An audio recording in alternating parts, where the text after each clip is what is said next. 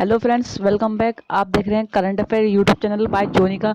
देखिए, आज के इस वीडियो में हम बात करेंगे 4 मई 2020 से रिलेटेड जितने भी इम्पोर्टेंट करंट अफेयर के क्वेश्चंस बनते हैं उन सभी के बारे में। यदि आपको हमारी वीडियो पसंद आए तो लाइक करें, सब्सक्राइब करें, साथ ही अपने फ्रेंडों के साथ शेयर करें। तो चलिए स्टार्ट करते हैं हम आज के करंट अफेयर क्वेश्चन। देखिए, आज का जो पहला क्वेश्चन ये है कि हाल ही में वर्ल्ड प्रेस फ्रीडम डे कब मनाया गया है। तो अभी हाल ही में वर्ल्ड फ्रीडम प्रेस डे 3 मई को बनाया गया है। ठीक है, अब जो है ये जो वर्ल्ड प्रेस फ्रीडम डे आप सभी को पता है, जिसमें प्रेस की जाती है, प्रेस के माध्यम से कॉन्फ्रेंसिंग की जाती है और उसमें हम बात करते हैं वीडियो कॉन्फ्रेंसिंग के माध्यम से। ठीक है, तो अभी हाल में वर्ल्ड प्रेस फ्रीडम डे मनाया गया। कब मनाया गया? 3 तारीख को ये मनाया गया। आपको सभी पता होना चाहिए। देखिए, जब वर्ल्ड प्रेस फ्रीडम डे जो है, जब वर्ल्ड प्रेस एक जारी की जाती है तो इसमें पूछा था कि टॉप पे कौन रहा है। ठीक है, जब प्रेस जो एक प्रेस होती है उसे मतलब ज़्यादातर यूज़ करने में टॉप पे कौन रहा है, तो बता दें टॉप पे जो रहा है कौन रहा है, वो नॉर्वे जो है इसमें टॉप पर रहा है। अब बात करें दूसरी, तो दूसरे नंबर पर कौन रहा है इसमें? फिनलैंड इसमें दूसरे नंबर पर रहा है। बात करें तीसरे नंबर पर कौन रहा है इसमें? तो डेनमार्क। ठीक है, क्या डेनमार्क में तीसरे नंबर पर रहा है। और चौथे नंबर पर कौन रहा है? तो आपको चौथे नंबर पर पता होना चाहिए। चौथे नंबर पर स्वीडन, इसमें स्वीडन चौथे नंबर पर रहा है। और देखिए, बात करें अगर हमारे इंडिया जो है इसमें कितने नंबर पर रहा है, तो इंडिया 142वें रैंक पर इसमें रहा है। ठीक है, चलिए बात करते हैं नेक्स्ट क्वेश्चन की। देखिए, नेक्स्ट क्वेश्चन है हमारा कि हाल ही में one nation one ration card योजना के तहत कितने राज्यों को जोड़ा गया है। तो अभी हाल ही में one nation one ration card के तहत 5 राज्यों को जोड़ा गया। 5 राज्य कौन कौन से हैं आपको ये भी पता होना चाहिए। इसमें यूपी है, एक बिहार है, ठीक है, बिहार है, और जो पंजाब है, तीसरा है पंजाब है, और चौथा बात करें दादरा नगर हवेली। अब बात करें दादरा नगर हवेली। अब पांचवा है दमन दीव। ठीक है, कौन सा है? दमन दीव। आपको यह भी पता होना चाहिए।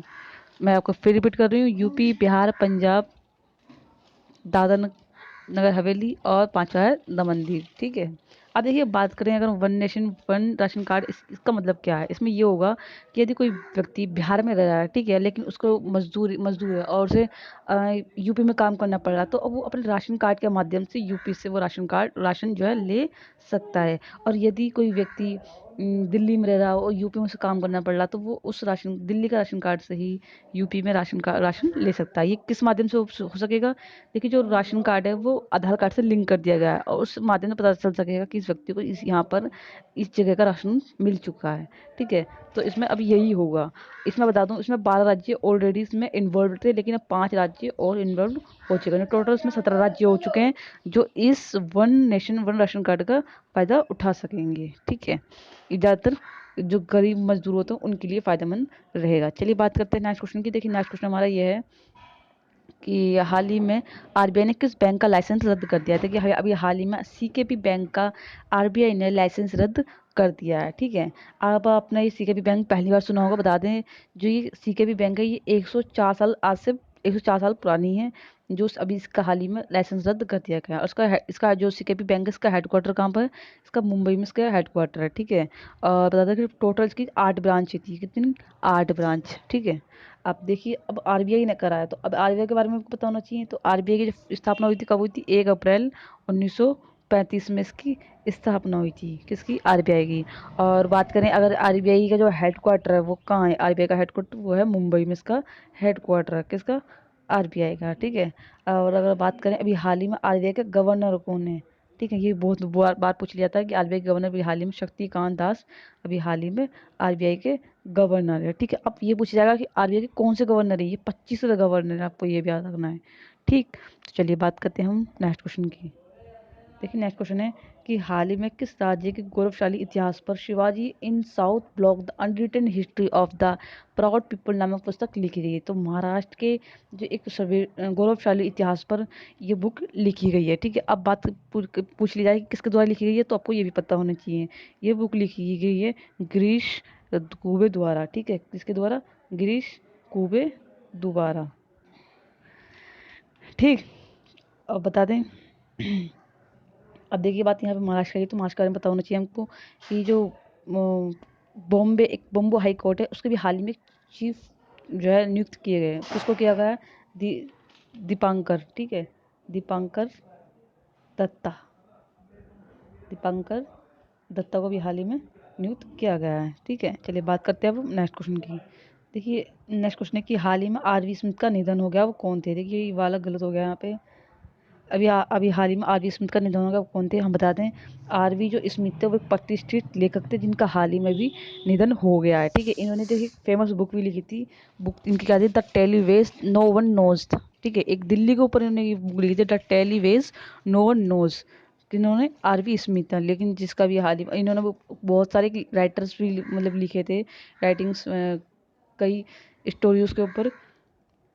अब देख सकते हैं ये आरवी स्मिथ है और इनका भी हाल ही में निधन हो गया। चलिए बात करते हैं हम नेक्स्ट क्वेश्चन की।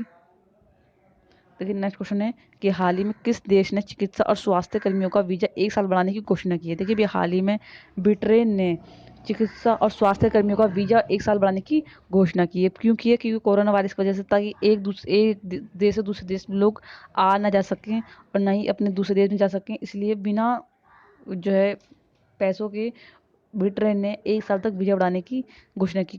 स्पेशल किसके लिए? चिकित्सा और जितने भी स्वास्थ्य कर्मी हैं उनके लिए बढ़ाने की घोषणा की है। ठीक है, किसके लिए? 1 साल के लिए। ठीक है, चलिए बात करते हैं हम नेक्स्ट क्वेश्चन की। देखिए नेक्स्ट क्वेश्चन है कि हाल ही में किसे एनटीपीसी का निदेशक परिचालन नियुक्त किया गया है? तो देखिए अभी हाल ही में एनटीपीसी का जो निदेशक परिचालन नियुक्त किया गया, किसे किया गया? रमेश बाबू को। देखिए आप देख सकते हैं ये पिक में दिखा रखा है रमेश बाबू, इन्हें ये भी हाल ही में एनटीपीसी का निदेशक नियुक्त किया गया है। ठीक है, जिसे हम ऑपरेटर बोलते हैं, ये जो ऑपरेट करता है किसी चीज़ को उसे बोलते हैं निदेशक। ठीक है, लेकिन अगर आपसे पूछा जाए कि एनटीपीसी का भी हाल ही में चेयरपर्सन कौन है? एक चेयरपर्सन अलग होता है, आपको ये पता होना चाहिए, ऑपरेटर अलग होता है। ठीक है, तो ऑपरेटर अभी हाल ही में रमेश बाबू हैं, लेकिन चेयरपर्सन कौन है? गुरमीत सिंह अभी हाल ही में चेयरपर्सन। ठीक है, अब देखिए बात एनटीपीसी का ही है, तो अब एनटीपीसी के बारे में भी आपको पता होना चाहिए।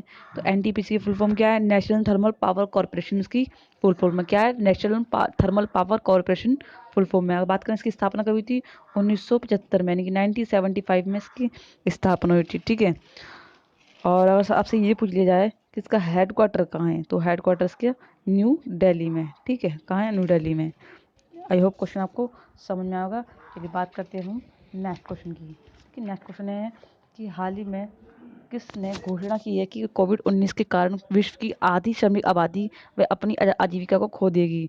तो अभी हाल ही में आईएलओ ने, ठीक है, अभी आईएलओ ने ये घोषणा की है कि कोविड-19 के कारण जो विश्व की जो आधी जो आबादी है वो अपने अपनी आजीविका खो देगी, यानी कि अपना जो रोजगार है वो खो देगी। बात करें आईएलओ की फुल फॉर्म क्या है? International labour organisation. देखिए इसके बारे में मैंने आपको जो है 1 तारीख को बताता है, यानी कि 1 मई को अब जो है वर्ल्ड लेबर डे मनाया जाता है। ठीक है, और कौन बनाता है? ये आईएलओ बनाता है। लेकिन आईएलओ द्वारा ये घोषणा की गई है जो कोविड-19 यानी कि वायरस है, इसके वजह से आधी से ज़्यादा आबादी इस दुनिया की अपना आजीविका यानी कि अपना जो रोजगार है वो खो देगी। ठीक है, आपको याद रखना है। अगर देखिए बात यहाँ आईएलओ क्या है, तो आईएलओ अगर हम जान लेते हैं, आईएलओ की मैंने फुल फॉर्म बताई, ये इंटरनेशनल लेबर ऑर्गेनाइजेशन की फुल फॉर्म है और इसकी स्थापना कभी थी? 1919 में इसकी स्थापना हुई थी। ठीक है, और अगर बात करें इसके हेड क्वार्टर कहाँ है? जिनेवा में इसका हेड क्वार्टर है। ठीक है, कहाँ है? जिनेवा में। और अगर बात करें प्रेजेंट में इसका हेड कौन है? गायर राइडर इसके प्रेजेंट में हेड है कौन? गायर राइडर। चलिए बात करते हैं हम नेक्स्ट क्वेश्चन की। देखिए नेक्स्ट क्वेश्चन है कि हाल ही में न्यूजीलैंड में सर्वश्रेष्ठ वनडे क्रिकेटर के रूप में किसे नियुक्त किया गया? तो अभी देखिए हाल ही में न्यूजीलैंड में एक जो है क्रिकेटर की जितने भी क्रिकेटर हैं उनको अवार्ड दिए जा रहे हैं, और उनमें सर्वश्रेष्ठ वनडे क्रिकेटर के रूप में चुना गया। किस चुना गया? केन विलियमसन को। किसको? केन विलियमसन को। आपको याद रखना है। ठीक है, न्यूजीलैंड में जिन्हें टॉप वनडे क्रिकेटर के रूप में इन्हें अवार्ड ये दिया गया। अब अगर आपसे पूछा कौन सा अवार्ड दिया गया? इन्हें रिचार्ड हैमी पुरस्कार दिया गया। ठीक है, कौन सा? रिचार्ड हैमी पुरस्कार। ठीक है, अधिक बता दें, अभी मैंने आपको एक न्यूजीलैंड से संबंधित एक क्वेश्चन का अभी और आंसर दिया था कि बजट पारदर्शिता और जवाबदेही में कि कौन सा देश टॉप पे रहा है, तो न्यूजीलैंड ही बजट जो पारदर्शिता थी, ठीक है, और उसको जवाबदेही में तो टॉप कौन था? वो न्यूजीलैंड ही रहा था। अब देखिए बात यहाँ न्यूजीलैंड की आई है, तो न्यूजीलैंड के बारे में आपको पता होना चाहिए। न्यूजीलैंड की जो कैपिटल हो क्या है? वेलिंगटन यहाँ की कैपिटल है। बात करें करेंसी की, तो न्यूजीलैंड डॉलर यहाँ की करेंसी है, और पीएम कौन है? जेसिंडा आर्डर्न यहाँ के बीएम में। ठीक, चलिए बात करते हैं नेक्स्ट क्वेश्चन की। देखिए नेक्स्ट क्वेश्चन है कि हाल ही में किस राज्य ने के केसर को जीआई टैग दिया गया है? देखिए ये हाल ही में जम्मू कश्मीर के केसर को जीआई टैग दिया गया। मैंने आपको बताया था जीआई का, ठीक है। जीआई की फुल फॉर्म क्या है, जिसे हम बोलते हैं जोग्राफिकल इंडिग्रेशंस, यानी ठीक है। जब जीआई टैग किसको दिया था, जो चीज़ जब जब किसी पर्टिकुलर स्टेट की या कहीं कहीं भी स्थान की कोई चीज़ बड़ी फेमस हो जाती है तो उसे जीआई टैग दे दिया जाता है, यानी कि वो चीज़ उस राज्य की खास है, ठीक है। तो अभी वहाँ का केसर, केसर कहाँ का, जम्मू कश्मीर का, उसको अभी जीआई टैग दिया गया। मैंने आपको इससे पहले आपको 3 चीज़ और बताई थी, यानी कि ब्लैक राइस, जो काले चावल है वो कहाँ के फेमस होते हैं, मणिपुर का, जो उसे भी जीआई टैग दिया गया। एक गोरखपुर का टेराकोटा मिट्टी थी, उसे भी जीआई टैग दिया गया। और एक कड़ामई मिठाई थी, कहाँ की, तमिलनाडु की, उसे भी एक जीआई टैग दिया गया। आई होप क्वेश्चन समझ में आएगा। बात करते हैं नेक्स्ट क्वेश्चन की। देखिए नेक्स्ट क्वेश्चन है कि हाल ही में यस बैंक के नए सीईओ कौन नियुक्त हुए हैं। तो देखिए अभी हाल ही में नीरज धवन को, जो यस बैंक है, ठीक है, यस बैंक के नए सीईओ के रूप में न चुना गया है, ठीक है। किसे, यस बैंक के। देखिए यहाँ सीईओ गए, सीईओ नहीं चुना गया है ना, ये है सीआरओ, ठीक है। मैं आपको सीआरओ और सीईओ में भी अंतर बताऊंगी। ये सीईओ नहीं है, इस क्या है, सीआरओ। आपने, मुझे लग रहा है पहली बार सीआरओ सुना होगा, बता देती हूँ सीआरओ की फुल फॉर्म क्या है, चीफ फॉर रिस्क ऑफिसर। किस क्या, चीफ फॉर रिस्क ऑफिसर इसकी फुल फॉर्म है, ठीक है। और सीईओ की फुल फॉर्म क्या है, चीफ एग्जीक्यूटिव ऑफिसर। लेकिन चीफ जो सीईओ जो यस बैंक के कोई और है, लेकिन यस बैंक का सीआरओ किसे चुना गया है, आपको ये पता होना चाहिए, नीरज धवन को भी हाल ही में सीआरओ चुना गया है। और एक होता है सीएफओ, आपको ये भी पता होना चाहिए, सीएफओ मतलब होता है चीफ फाइनेंस ऑफिसर, ठीक है। चीफ फाइनेंशियल ऑफिसर वो होता है, ठीक। चलिए बात करते हैं नेक्स्ट क्वेश्चन की।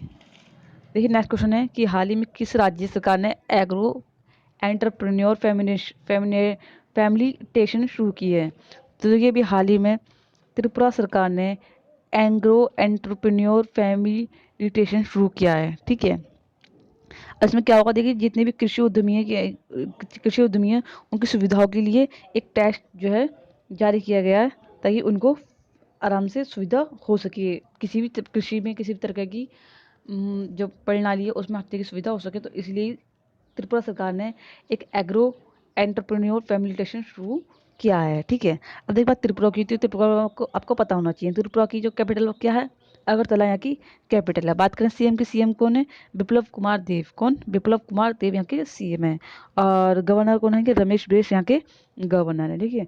अब बात करें नेशनल पार्क की, 2 इंपॉर्टेंट नेशनल पार्क है, आपको यहाँ के पता होना चाहिए, कौन कौन से, राजबरी नेशनल पार्क और एक क्लाउडेड नेशनल पार्क। क्या, राजबरी नेशनल पार्क और एक क्लाउडेड नेशनल पार्क, यहाँ के 2 बड़े फेमस नेशनल पार्क, आपको याद पता होना चाहिए, ठीक है। तो चलिए आज के लिए सिर्फ इतना ही। यदि आपको हमारी वीडियो पसंद आए तो लाइक करें, प्लीज़ सब्सक्राइब करें, और हमें कमेंट में ज़रूर बताएं कि कोई हमारी वीडियो कैसी लगी। यदि किसी भी प्रकार को आपको कोई डाउट हो तो आप हमें कमेंट में पूछ सकते हैं। आज के लिए सिर्फ इतना ही। Thank you for watching this video.